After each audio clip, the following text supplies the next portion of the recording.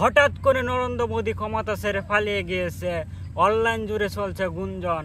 ঘটনা কি সত্য না মিথ্যা, সম্পূর্ণ ভিডিওটা দেখেন, না দেখলে বুঝতেই পারবেন না। ধরুন নরেন্দ্র মোদী শুধু ক্ষমতা ছেড়ে পালিয়েই যা, তাহলে কে হবে পরবর্তী সরকার? তাহলে কি থালাফাতিন হবে নাকি অন্য কেউ? কমেন্টে অবশ্যই আপনার মতামত জানিয়ে দিবেন।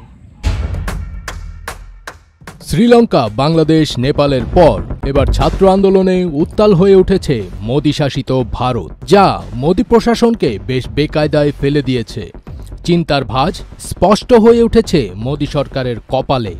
তবে কি এবার নরেন্দ্র মোদীকেও পালাতে হবে ভারত ছেড়ে? এমনিতেই যুক্তরাষ্ট্রের সাথে বেশ টানাপোড়েন চলছে মোদী সরকারের। এর মধ্যে অভ্যন্তরীণ উষ্ণতা বৃদ্ধি কোনো ভালো লক্ষণ নয় ভারতের জন্য। কোনো বিশেষজ্ঞ তো ভারতে সেনা অভ্যুত্থানের কথাও বলছেন, কারণ দীর্ঘদিন ক্ষমতায় থেকে বিরোধী দল ও মতকে দমন করে আসছে মোদী সরকার, যা সেনাদের অন্দরমহলেও নাকি আলোচনা সমালোচনার সৃষ্টি করেছে। তো আজকের মতো এখানে ভিডিওটা কেমন হয়েছে অবশ্যই কমেন্টে জানিয়ে দিবেন, আর ভালো লাগলে চ্যানেলটা সাবস্ক্রাইব করে দিবেন।